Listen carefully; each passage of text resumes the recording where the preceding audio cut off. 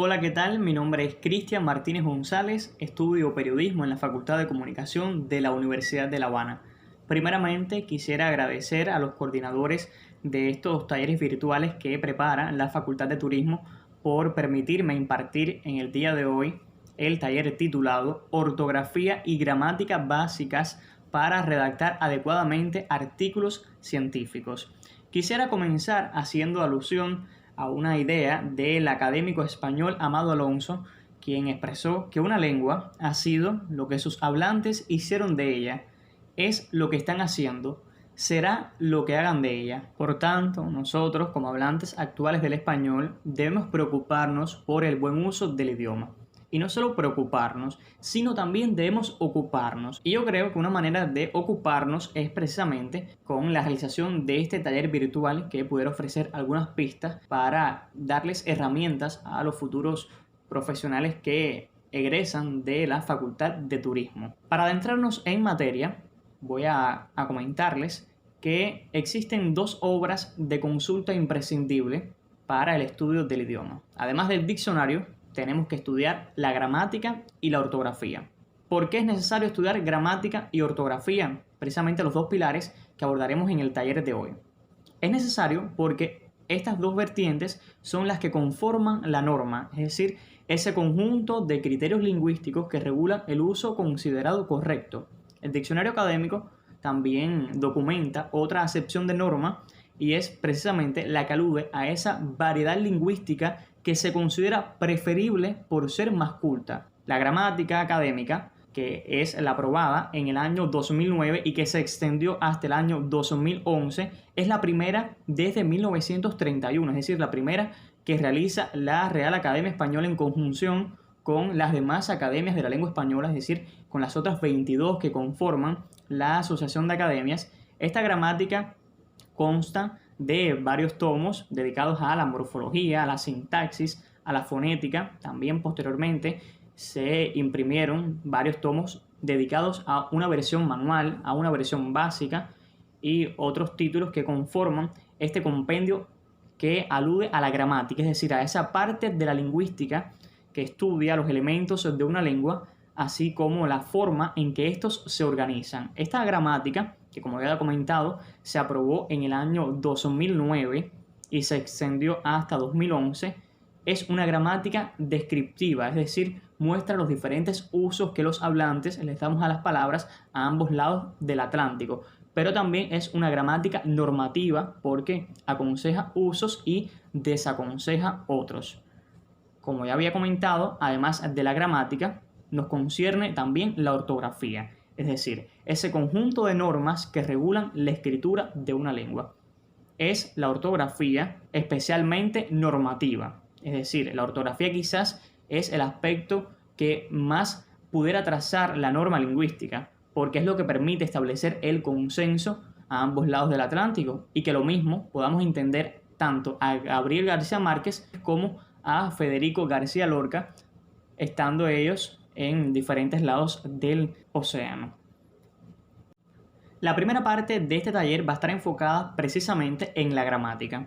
Comencemos con algunas cuestiones relacionadas con el género. En ocasiones en las redes sociales se publica cierto contenido relacionado con la palabra presidenta y se dice que este femenino es incorrecto, pero yo quisiera puntualizar aquí a los oyentes de este taller que no, que esto es incierto. Recordemos que el sustantivo presidenta es válido y es el adecuado para referirse a una mujer que preside, ya sea una junta, un gobierno, y este sustantivo se documenta desde el siglo XV y ya desde el año 1803 aparece recogido en el diccionario de la lengua española. Así que, aunque es válido también decir la presidente, hoy lo normal y lo aconsejado sería que para referirnos a una mujer que tiene estas funciones, digamos la presidenta. Es decir, este bulo lingüístico que a veces recorre las redes sociales no es más que esto, un bulo lingüístico que por supuesto no debemos creer. Además de presidenta, también otros sustantivos, es decir, otras formas terminados en ente han dado lugar a clienta, intendenta, parturienta, que son formas válidas en español.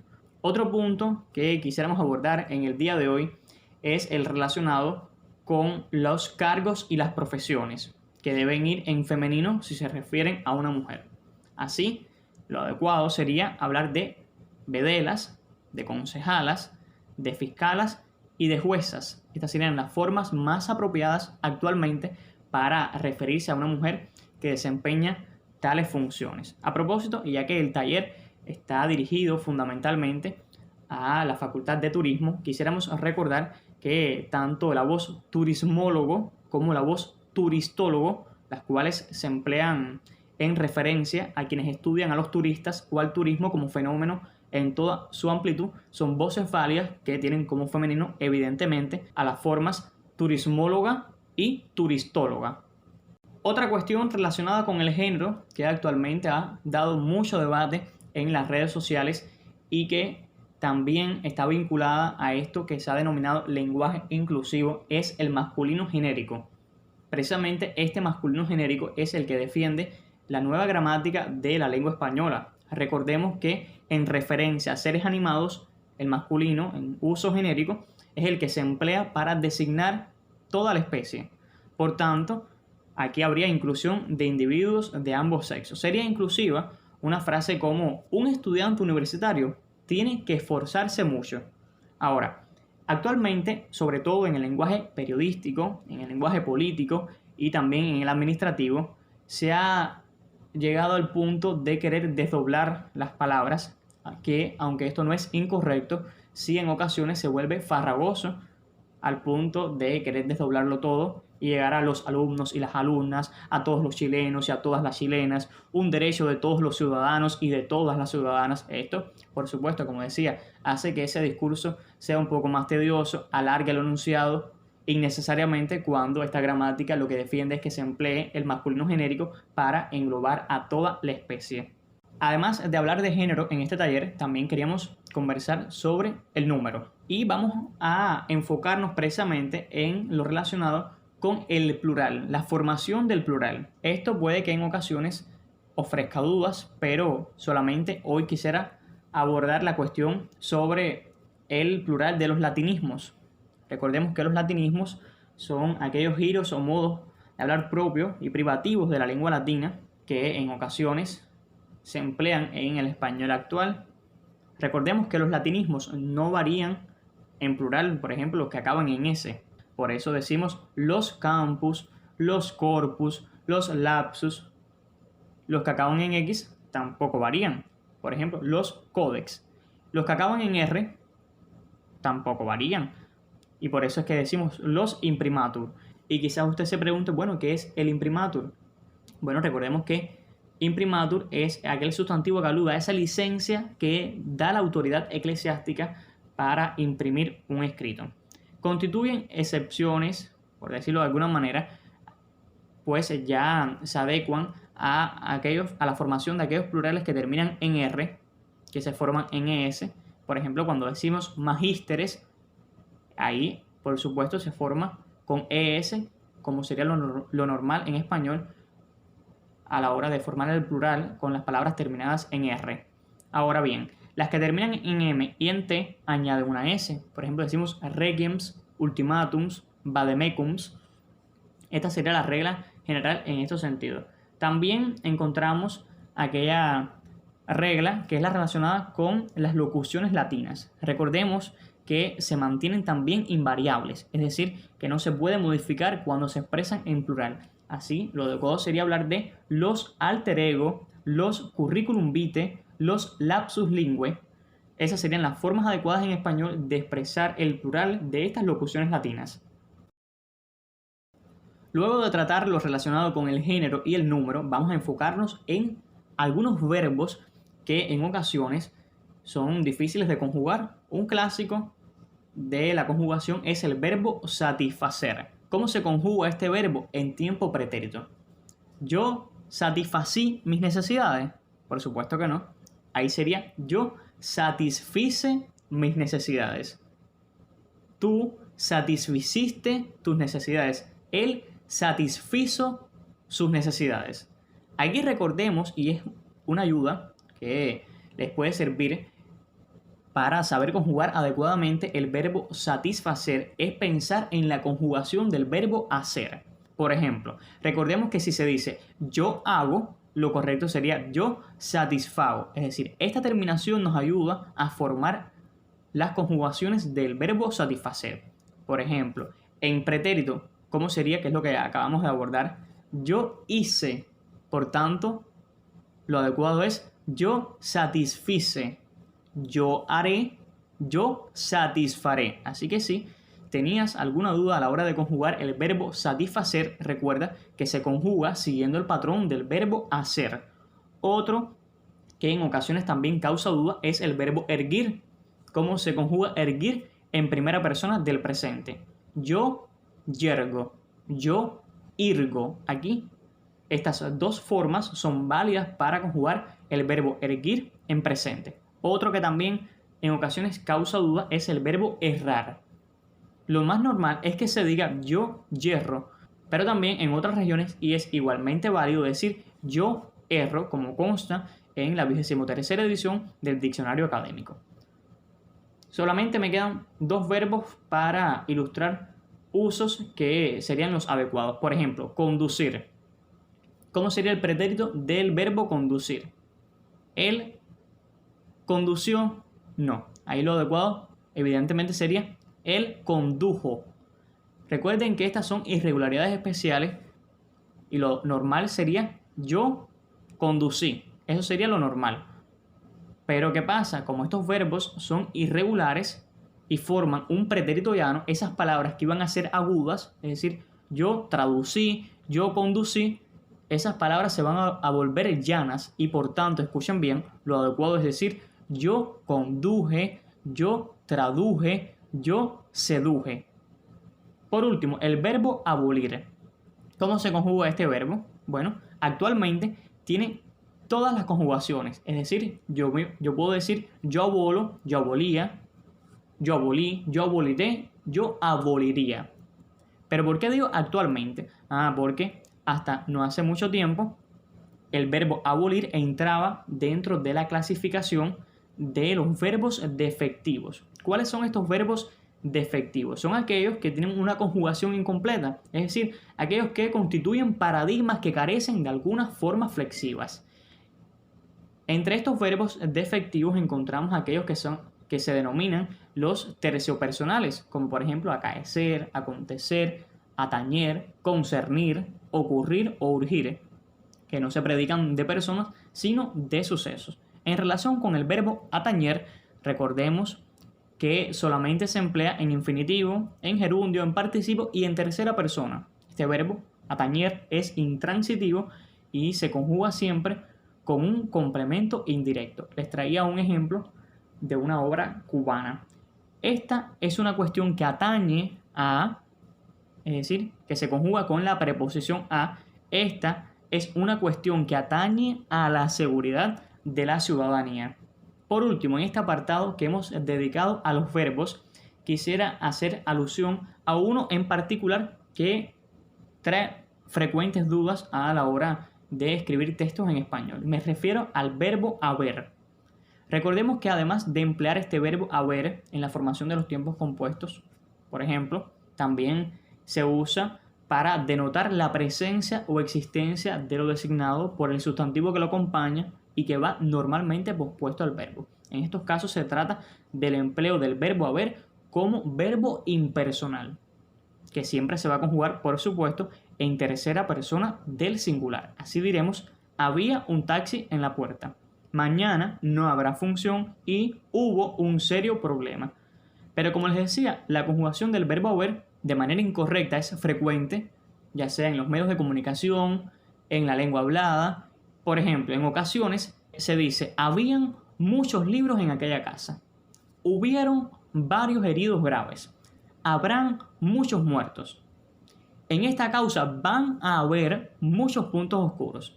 Los pocos que vemos aquí, llegamos tarde. Todos estos ejemplos que, como podrán observar en la presentación que acompaña estos audios, tienen en la parte superior izquierda una bolaspa, que es lo que indican las obras lingüísticas que este es un uso censurable, que es un uso incorrecto, que por supuesto en la lengua esmerada debemos evitar. En estos ejemplos, el verbo haber está en plural, pues a veces se piensa que la otra parte de la oración es el sujeto de ella y realmente no es así. Recordemos que estas oraciones son oraciones impersonales, es decir, oraciones unimembres en las que el sujeto y el predicado están fusionados en uno solo y no se puede deslindar. Así que eso que acompaña al verbo haber ahí no es el sujeto de la oración, es su complemento directo. ¿Qué es lo habido? Bueno, muchos libros en aquella casa. ¿Qué es lo que hubo? Bueno, varios heridos graves. Eso que acompaña ahí, insisto, es el complemento directo, no el sujeto. Por tanto, es incorrecto que concuerde el verbo haber con aquello que se piensa que es el sujeto. Aquí les ilustré varios ejemplos sobre el verbo haber en plural, pero es que también cuando forma parte de las perífrasis verbales, es decir, de aquellas construcciones verbales formadas, por ejemplo, en este caso, que es en el que les traía, en esta causa van a haber muchos puntos oscuros. Recuerden que aquí lo indicado sería: en esta causa va a haber muchos puntos oscuros. Aquí vemos la perífrasis. Va a haber. Es lo adecuado. Ahí el verbo ir más la preposición más el infinitivo, es decir, más ese verbo haber, se va a mantener en singular, pues ya lo indicaba que este verbo es impersonal y solamente se conjuga en tercera persona del singular. En ocasiones se observa en la lengua hablada también el uso del verbo haber en primera persona del plural para incluirse a uno mismo. Por ejemplo, se dice: los pocos que habemos aquí llegamos ahora. Recordemos que este es un uso censurable y lo adecuado sería decir: los pocos que estamos aquí llegamos ahora. Seguimos con otras cuestiones. Hablemos un poco sobre los sustantivos y adjetivos. Hoy les traigo 3 puntualizaciones en relación con este tema. La primera es que en los topónimos, es decir, en aquellos nombres propios de algún lugar que incorporan el artículo, este se escribe con mayúscula. Por tanto, no se consideraría correcto prescindir del artículo en ejemplos como viajaré a El Salvador. Ahí el nombre de ese país es El Salvador. Por tanto, el artículo iría en mayúscula y es incorrecto prescindir de él. Ahora bien, cuando este artículo es potestativo, es decir, que se puede escribir o no, ahí se escribe con minúscula y solo se hace obligatorio en denominaciones oficiales. Por ejemplo, ahí lo adecuado sería República del Perú. Ahí sí sería la denominación adecuada de ese país. Por otra parte, aunque los nombres propios se construyen prototípicamente sin artículo, con ciertos topónimos, se usa también el artículo determinado. Un ejemplo de ello lo tenemos muy cerca: La Habana. Y no pocas redacciones he visto yo, incluso en los medios de comunicación, como a veces se escribe el artículo la, ese artículo de La Habana se escribe con minúscula. Por ejemplo, lo he visto sobre todo cuando hacen alusión a La Habana Vieja. Ahí ese artículo va con mayúscula inicial.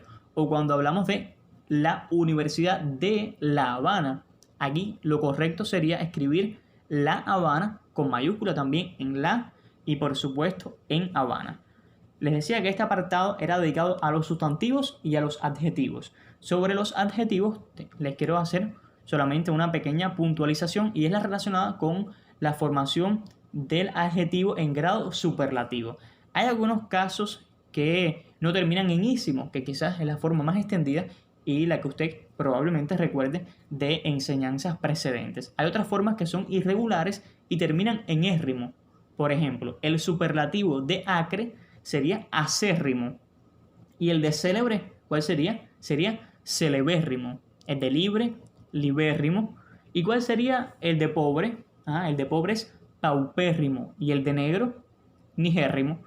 Sería incorrecto decir pobrísimo, negrísimo, pulcrísimo. No, estas también son formas válidas que se documentan y así constan en el diccionario académico. Así que lo mismo puedes decir pulquérrimo que pulcrísimo, paupérrimo que pobrísimo. Otra cuestión peliaguda es la relacionada con la concordancia.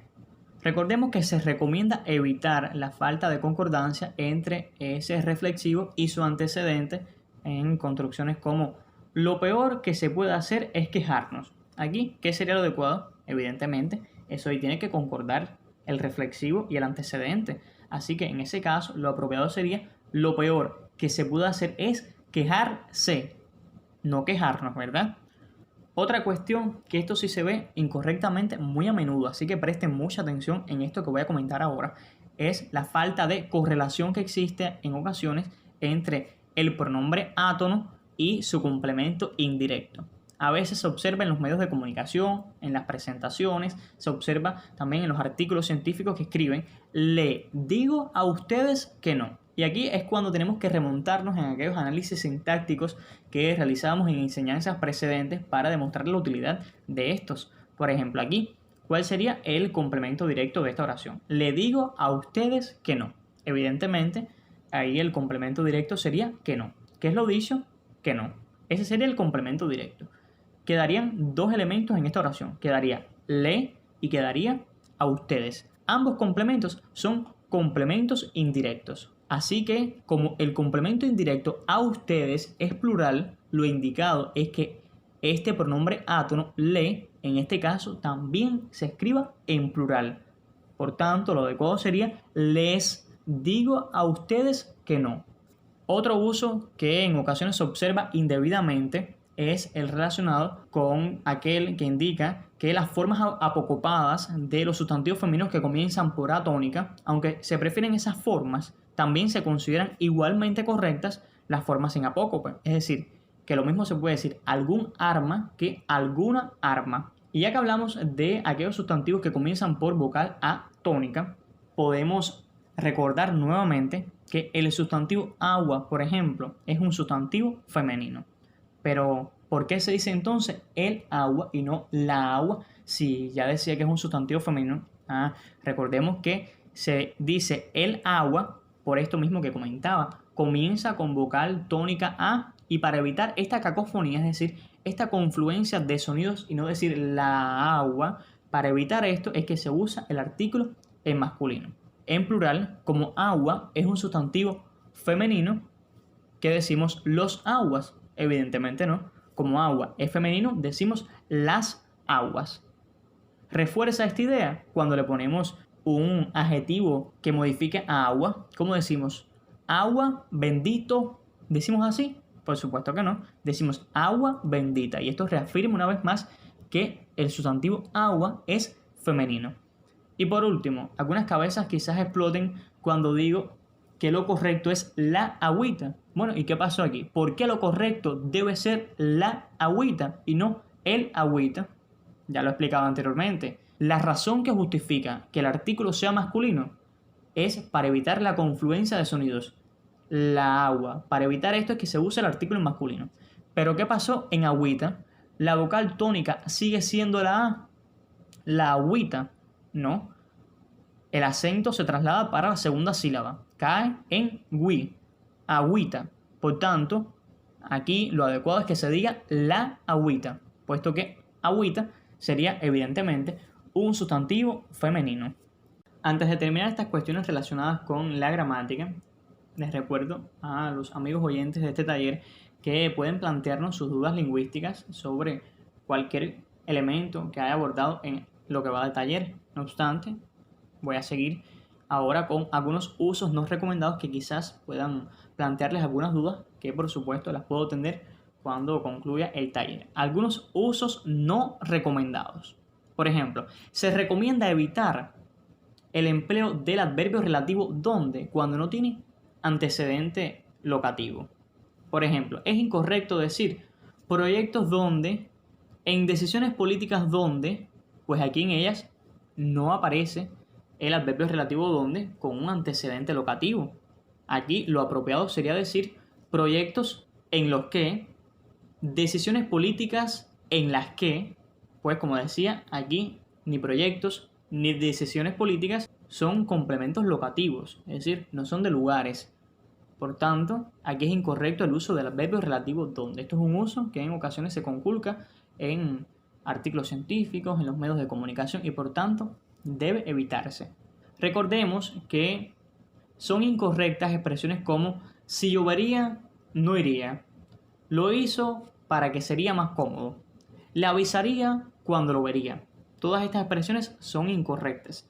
Y aquí a mí siempre me gusta recordar aquel error que no sé si usted, estimado oyente de este taller, se haya percatado de él al escuchar la canción Cuando me enamoro. Aquí hay un verso y si no lo he escuchado, lo invito a que cuando se acabe este taller vaya, busque la canción Cuando me enamoro de Enrique Iglesias y de compositor Juan Luis Guerra, que escuche esta canción para que oiga el error en una parte en la que él dice Juan Luis Guerra: si la luna sería tu premio, yo juraría hacer cualquier cosa por ser su dueño. Aquí, como ya anunciaba, es incorrecto que en las condicionales, en las oraciones condicionales, es decir, en aquellas oraciones que empiezan con la partícula átona si la luna sería tu premio, aquí lo adecuado es que ese verbo se conjugue en el tiempo pretérito del subjuntivo. Por tanto, lo apropiado sería: si la luna fuera tu premio, si la luna fuese tu premio. Volviendo a los ejemplos iniciales, si llovería no iría, que es lo adecuado entonces. Si lloviera no iría, si lloviese no iría. Esto sería lo apropiado en este tipo de oraciones. Por último, recordar que, bueno, si yo dijera esto así, como lo acabo de anunciar, estaría cometiendo un error gramatical.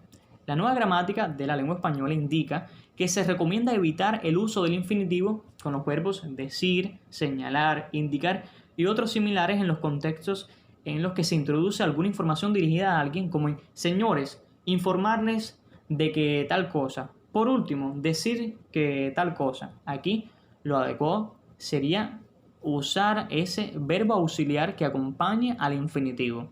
Por ejemplo, señores, les informo de que. Por último, quisiera decir que. Así que lo apropiado sería por último. Quisiera decir que y no por último decir que. Ese infinitivo no puede quedar solo ahí. Hay que acompañarlo con ese verbo auxiliar que en este caso pudiera ser querer. Seguimos con otros usos no recomendados. Por ejemplo, vamos a enfocarnos en el uso indebido del gerundio. En ocasiones hay mucho temor a la hora de usar el gerundio, pero no es tenerle temor a esta palabra que forma parte también de nuestro idioma, sino es conocer cuáles son los usos adecuados y cuáles no. Por ejemplo, recordemos que el gerundio como modificador restrictivo del nombre es incorrecto. Y esto es frecuente en el lenguaje periodístico y por supuesto también en el lenguaje administrativo. Es incorrecto decir, por ejemplo, nueva ley reformando las tarifas aduaneras. Recordemos que ahí reformando no puede modificar la ley. Es incorrecto. Esa no es una función del gerundio en español. Aquí lo apropiado sería nueva ley que reforma, es decir, un complemento introducido por un pronombre relativo. Nueva ley que reforma. O también puede ser un complemento introducido por una preposición y un infinitivo. Nueva ley para reformar. Por otra parte, es incorrecto el uso del gerundio cuando indica una pura relación de posterioridad. El gerundio no puede expresar una acción posterior al verbo. Es incorrecto decir estudió en Madrid yendo después a Buenos Aires. Es decir, ese yendo después a Buenos Aires denota una acción posterior al verbo estudiar. Por lo tanto, en este caso, lo adecuado sería estudió en Madrid y luego fue a Buenos Aires. Estudió en Madrid y fue después a Buenos Aires. Eso sería lo adecuado en ese contexto. Por último, terminamos con dos usos que se conculcan muy a menudo en las redacciones. No se recomienda el empleo del adjetivo mismo con valor anafórico. Bueno, me quedé botado. ¿Qué es esto de valor anafórico? Bueno, les pongo un ejemplo a ver si ya reconocen este uso indebido o este uso no recomendado, que la nueva gramática indica que no se abuse mucho de él. Un ejemplo sería: ya se aprobó el documento. El mismo contiene 8 artículos. En estos casos, lo que indica la gramática académica es que el mismo contiene 8 artículos se sustituye por un pronombre. ¿Cuál pudiera ser aquí? Ya se aprobó el documento, el cual contiene 8 artículos. Ya se aprobó el documento. Este contiene 8 artículos. Aquí es donde vemos ese valor anafórico de mismo que estaría sustituyendo en este caso a el sustantivo documento. Ahora sí, el último uso no recomendado de los tantos que hay en esa nueva gramática de la lengua española, pero por una cuestión de tiempo no puedo abordar en el taller de hoy todas las cuestiones relacionadas con la gramática, pues en una segunda parte me enfocaré en lo relacionado con la ortografía. Y es una expresión que se usa muy a menudo. Es la expresión en base a. Esta obra académica indica que se recomienda evitar a toda costa la expresión en base a. En su lugar, se deberían usar expresiones en español que estilísticamente estarían mejor justificadas. Por ejemplo, con base en, sobre la base de, basándose en, a juzgar por, de acuerdo con. Así que en lugar de decir en base a tal cosa, tú vas a decir de acuerdo con tal cosa, basándose en tal afirmación. Eso sería lo recomendado por la nueva gramática de la lengua española. Como ya habíamos anunciado al inicio, dedicaremos la segunda parte de este taller a la ortografía. Nos centraremos en las novedades ortográficas vigentes desde el año 2010, cuando se aprobó la última edición de la ortografía de la lengua española. Entre estas novedades, citamos algunas relacionadas con la acentuación. Recordemos que hasta este año, es decir, hasta el año 2010, cuando solo, es decir, cuando la palabra solo ya se empleaba como adverbio, es decir, cuando equivalía a solamente o a únicamente, se debía acentuar obligatoriamente en casos de ambigüedad, es decir, en casos en que se pudiera confundir con el adjetivo solo. Actualmente, esta obra académica indica que no debe tener tilde nunca cuando no hay riesgo de ambigüedad. Es decir, la palabra solo la escribiremos siempre sin tilde cuando no hay riesgo de ambigüedad. Pero, ¿qué pasa en los casos en que hay ambigüedad? En estos casos es cuando funciona como adverbio, se desaconseja la tilde. Es decir, ni aún en casos de ambigüedad, lo recomendado sería que usted lo tildara. Así que solo sea adverbio en una ambigüedad o sea adverbio en un caso no ambiguo, lo adecuado es que usted no le escriba la tilde en la primera O. Otra cuestión relacionada con la acentuación es la que vincula a los monosílabos.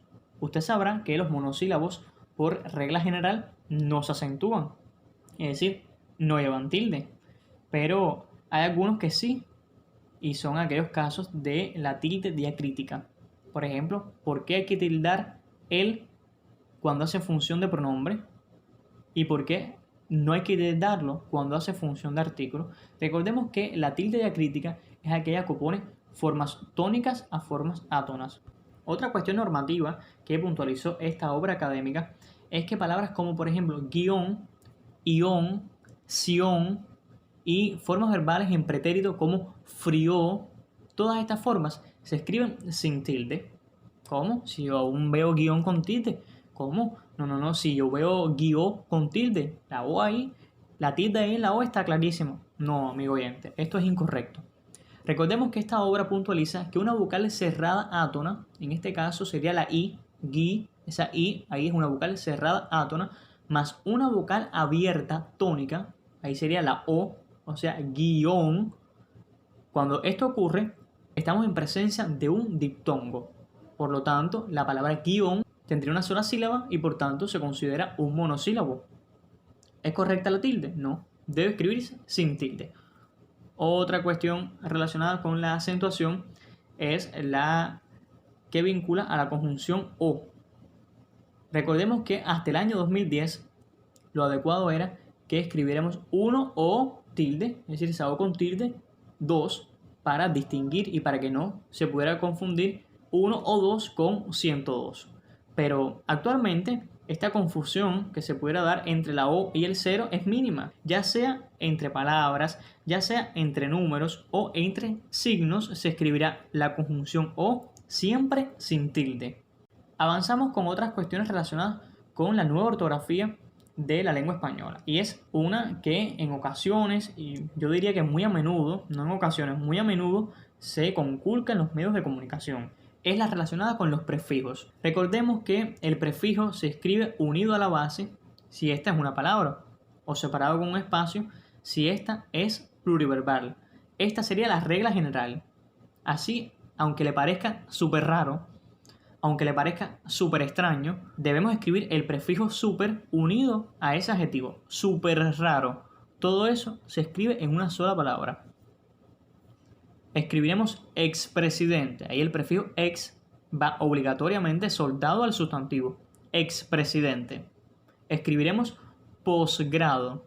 Bueno, y se puede escribir postgrado, es decir, después de esa S se puede escribir una T. Sí, también se puede escribir una T, pero la recomendación actual es que en este caso evitemos esta T. En este caso se puede prescindir de la T. Posgrado, esa sería la forma recomendada. Pero siempre se pudiera eliminar la T cuando empleemos el prefijo post. No. Les pongo otro ejemplo. Post sindical. Como sindical comienza con S, ahí no sería adecuado que esas dos S confluyeran o que elimináramos a cuna. No, no. Aquí hay que mantener el prefijo post sindical. Todo eso en una sola palabra. Estos serían algunos ejemplos en los que el prefijo modifica a un sustantivo, a un adjetivo, es decir, modifica a una sola palabra. Pero, ¿qué pasa cuando el prefijo modifica a una base que es pluriverbal? Es decir, cuando modifica a más de una palabra. Por ejemplo, cuando modifica a teniente coronel. El prefijo aquí se escribe separado. Ex teniente coronel. ¿Qué pasa cuando modifica a una base pluriverbal como primer ministro? Aquí sería también separado. Vice primer ministro. Como les decía, cuando el prefijo afecta más una palabra, lo indicado es que se escribe separado de ella. Por tanto, hay que escribir súper de moda. Pro Barack Obama. Pero ¿qué pasa cuando el prefijo afecta a una sigla? Aquí lo indicado sería escribir anti-OTAN. Y cuando afecta a un número, igualmente hay que escribir el guión. Sub-16. Y cuando afecta a un nombre propio, bueno, aquí ocurre lo mismo. Hay que escribir el guión. Pro-Obama. ¿Y qué pasa en casos como anti y pro alemán, pre y postnatal? Aquí lo adecuado sería escribir el primer prefijo con un guión y el segundo soldado a la base que afecta. Cuando el prefijo se repite, lo adecuado es que se escriba unido a la base. Así diremos que tal actor es súper guapo. Todo eso escrito en una sola palabra. Pero si el prefijo no es el mismo y también afecta a una palabra, aquí también habría que escribirlo en un solo vocablo. Ex vicepresidente. Todo eso en una sola palabra. Esto es lo relacionado con los prefijos que en ocasiones se conculcan demasiado, diría yo, en los medios de comunicación y en los demás artículos y obras literarias que he podido consultar. Que la ortografía de la lengua española haya dedicado más de 50 páginas al tratamiento de las mayúsculas y las minúsculas es un indicio de cuán complicado y cuán peliagudo pudiera tornarse este asunto. Recordemos que esta obra académica indica, escuche bien, esta obra académica indica que los cargos, acompañen o no al nombre propio, deben escribirse con inicial minúscula. Así diremos el rey Felipe VI, el Papa Francisco, ministro, presidente, director general, príncipe, obispo, juez. Todos estos cargos deben escribirse obligatoriamente con minúscula. Esto es lo que indica la ortografía de la lengua española, aunque ustedes vean muy a menudo, por ejemplo, presidente, primer secretario, aunque usted vea eso con mayúscula, lo adecuado es que se escriban con minúscula inicial, porque son nombres comunes. Ahora, los tratamientos, es decir, esas formas que se colocan delante del nombre, también se escriben con minúscula. Ay, pero yo he visto Don Quijote con mayúscula. Ay, pero yo he visto Sor Juana Inés con mayúscula. Bueno, les cuento que eso es incorrecto actualmente. Esta obra académica indica que los tratamientos se escriben con minúscula, así que lo apropiado sería Don Quijote, ese Don va con minúscula, y Sor, ese Sor de Sor Juana Inés, también se escribe con minúscula. Pero estos son los tratamientos. Ahora, las abreviaturas de los tratamientos sí mantienen la mayúscula, es decir, que la abreviatura de Don sería una D y un punto, por supuesto, pues se trata de una abreviatura. Como este taller pretende ser de utilidad para redactar artículos científicos, una abreviatura que en ocasiones también se observa indebidamente es la abreviatura de doctor en ciencias y la de máster en ciencias. Aquí yo me he encontrado con muchísimos errores. Recordemos que las abreviaturas deben cerrarse por punto. Diríamos, la de doctor en ciencias sería D mayúscula, por supuesto, R minúscula, punto, espacio, C mayúscula, punto. En el caso de doctora sería D mayúscula, R minúscula, A minúscula, punto, espacio, C mayúscula, punto. Estas serían las formas adecuadas para referirse a un doctor en ciencias o a una doctora en ciencias. Y con la de máster, bueno, ahí sí el récord de imprecisiones a la hora de escribirlas abunda. Aunque en Cuba no se usa mucho la abreviatura MTR o MGTR, la que duda máster y a magíster, lo apropiado sería que empleáramos la abreviatura M mayúscula, punto, espacio, S mayúscula, C minúscula, punto. Debe evitarse la forma M mayúscula, S mayúscula, C, que es la habitual en el idioma inglés. Así que en español estas son las formas recomendadas en esta obra académica. Otras novedades ortográficas están relacionadas con la geografía. Los puntos cardinales se escriben con inicial minúscula. Así iremos rumbo al norte, hemisferio sur. Ahí, por supuesto, norte-sur, habría que escribirlo con minúscula. ¿Siempre se escriben con minúscula? Evidentemente no. Cuando forman parte de un nombre propio, como por ejemplo América del Norte, aquí, por supuesto, hay que escribir norte con mayúscula. Otro uso que a veces se conculca en los medios de comunicación es el relacionado con aquel sustantivo genérico que acompaña el nombre de los accidentes geográficos. Cuando decimos mar Caribe, océano Pacífico, en estos casos mar y océano hay que escribirlo con inicial minúscula, pues ya lo decía, son sustantivos genéricos, no así los nombres propios Atlántico, Caribe, que sí llevan mayúscula inicial. Otras expresiones meramente referenciales como península ibérica, península itálica, evidentemente habría que escribirlas con minúscula, pero península de Yucatán, ahí península, igualmente se escribía con minúscula, evidentemente Yucatán, como es el nombre propio de la península, ahí sí llevaría mayúscula. ¿Hay excepciones? Por supuesto que sí.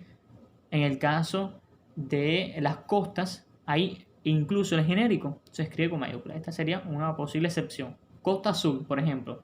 Costa, aquí lo que indica esta obra académica es que se escriban con mayúsculas. Otras novedades que trajo la ortografía del año 2010. Yo digo novedades porque es probable que quizás usted ahora escuchando este taller es que se entere de que desde el año 2010, es decir, hace más de 10 años, están vigentes y aún se siguen cometiendo errores ortográficos en los medios, se siguen cometiendo errores ortográficos en los artículos a la hora de redactar. Por ejemplo, recordemos que se prefiere conservar la letra K en palabras que se usan mayoritariamente con ella. Por ejemplo, aunque usted en ocasiones observe Irak con Q, al final esa Q ahí es incorrecta. Aquí esa Q sola no mantiene el sonido K. Por tanto, lo adecuado sería Irak con K y no con Q. Otra novedad, el nombre de la letra R. Sí, algo tan fácil como esto. La letra R se llama R. Así que si yo les digo, bueno, deletréame ahí la palabra pero, ¿tú qué tendrías que decir? P-E-R-O. Y es probable que hayas escuchado a alguien que diga P-E-R-O. O algún maestro que tiene muchos años de experiencia que diga R. No, actualmente lo adecuado es que la letra R se llame R. Así como escucha. Otro uso que se conculca muy pero muy a menudo en los medios de comunicación es cuando la X conserva su valor como fonema J. Por ejemplo, usted dice México, ¿verdad? O usted no dice México. Bueno, ¿por qué dice Texas? No. Lo adecuado es que esa X en estos topónimos mantenga su valor como fonema J.